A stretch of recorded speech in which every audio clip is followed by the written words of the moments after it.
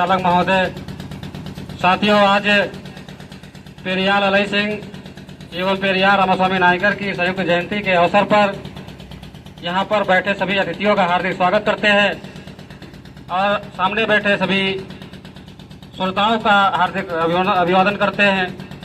साथियों, आज हम अपने उन महापुरुषों की जन्म जयंती मना रहे हैं। तो क्यों मना रहे हैं?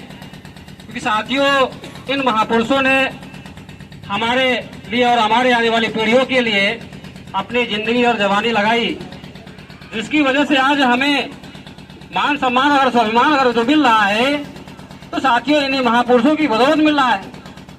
इन महापुरुषों ने जो अपमान सहे, जो जानवरों जैसी जिंदगी जिए,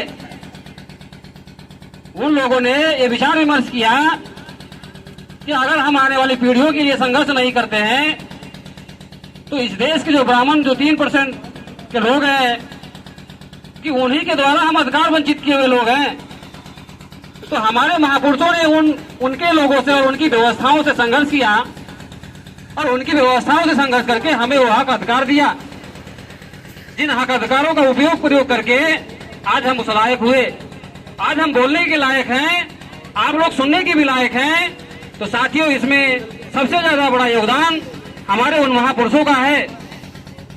तो हमें अपने उस महापुरुषों को जानना भी होगा और अपने समाज के लोगों को जगाना भी होगा, बताना होगा, क्योंकि अभी भी बहुत सारे ऐसे लोग हैं जो अपने उन महापुरुषों को नहीं जानते हैं, जिन महापुरुषों ने अपने समाज के लिए, अपने लोगों के लिए जिंदगी और जवानी लगाई, कितनी कुर्बानियां दी। तो साथियों, ये जिम्मेदारी हमारी और आपकी है, अपने लोगों को बताने, समझाने और जगाने की।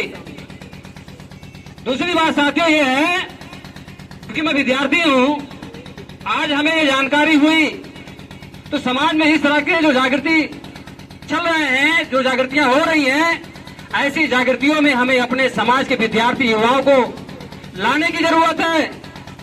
अगर हम अपने समाज के उन विद्यार्थी युवाओं को ऐसे जागृति, ऐसे कार्यक्रमों में नहीं लाते हैं तो शासक जातियों के द्वारा जो हमें मिले हुए अधिकार हैं, वो अधिकार निरंतर समाप्त किए जा रहे हैं। अगर हमारे समाज के विद्यार्थी युवा ऐसे कार्यक्रमों में आते हैं तो उनको अपने अधिकार की जानकारी होगी कि हमें कौन से अधिकार थे, कौन से अधिकार अभी हैं और कौन से अधिकार समाप्त कर दिए गए। क्योंकि साथियों, शासक जातियों के द्वारा निरंतर संविधान में मिले अधिकारों को समाप्त किया जा रहा है।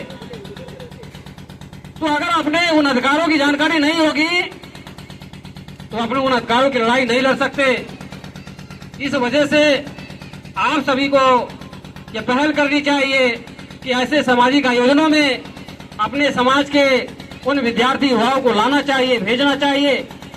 जो भी गार्जियन है, उन गार्जियन के लोगों से भी अपील है कि ऐसे कार्यक्रमों में अपने विद्यार्थी युवाओं को जरूर भेजें, क्योंकि साथियों, आने से जो भी बातें बताई जाती है, अगर उसमें से 5% भी सीखते हैं, जानते और समझते हैं, तो धीरे धीरे वो बहुत कुछ सीख समझ सकते हैं और उनके अंदर भी वो नेतृत्व डेवलप हो सकता है, वो नेतृत्व करने की क्षमता विकसित हो सकती है। क्योंकि साथियों, आज भी ये देखने को मिलता है कि आर्टिकल 19 बाबा साहब अम्बेडकर ने संविधान में लिख करके दिया, आज भी लोग उसका प्रयोग नहीं कर पा रहे हैं। तो कहीं न कहीं साथियों, ये अभी कमियां और खामियां हैं कि संविधान में मिले अधिकार का उपयोग जिस तरीके से करना चाहिए, लोग नहीं कर पा रहे हैं। बाबा साहब अम्बेडकर ने जो संविधान में हमें अधिकार दिया हुआ है, वो 5% भी अभी समाज में लागू नहीं है। और लागू इसलिए नहीं है क्योंकि हमारे समाज के लोगों को जानकारी नहीं है। तो साथियों, अगर ऐसे आयोजनों में आप लोग आते रहे, अपने समाज के विद्यार्थी युवाओं को लाते रहे, तो आपको उन अधिकारों के बारे में जानकारी होगी जो बाबा साहब अम्बेडकर ने संविधान में लिख करके दिया हुआ है। अभी माननीय धर्मेंद्र मौर्य सर आपको बता रहे थे कि 4 तरीके से रिजर्वेशन मिला हुआ है, लेकिन साथियों, जो चौथा रिजर्वेशन है वो है पॉलिटिकल रिजर्वेशन। और पॉलिटिकल रिजर्वेशन जिसकी समाप्ति के लिए बाबा साहब अम्बेडकर ने संविधान में प्रावधान किया कि इसकी समीक्षाएं 10 साल पे होनी चाहिए, लेकिन साथियों, 3% के ब्राह्मणों ने यह प्रचार किया कि बाबा साहब अम्बेडकर ने जो आरक्षण का प्रावधान कर दिया वो सबके लिए किया था, यानी जो 4 आरक्षण मिला हुआ है एजुकेशन में, एम्प्लॉय में, प्रमोशन में वो इस तरीके से नहीं बताते। वो यही कहते हैं कि संविधान में जो लिखा हुआ है वो 10 साल के लिए था। लेकिन साथियों, जो एजुकेशन में और एम्प्लॉय में और जो प्रमोशन में रिजर्वेशन है वो अनंत काल के लिए है, वो अनंत काल के लिए, वो खत्म होने वाला नहीं है। लेकिन जो पॉलिटिकल रिजर्वेशन है, जो राजनीतिक आरक्षण है, इसको समाप्त कर देना चाहिए 10 साल पे। वो बाबा साहब अम्बेडकर ने क्यों कहा? क्योंकि अगर राजनीतिक आरक्षण से हमारे समाज का उत्थान नहीं होता है तो ऐसे आरक्षण को समाप्त कर देना चाहिए। साथियों, अगर हमारे समाज के विद्यार्थी ऐसे कार्यक्रमों में आते हैं तो बहुत कुछ जानने, सीखने, समझने को मिलेगा।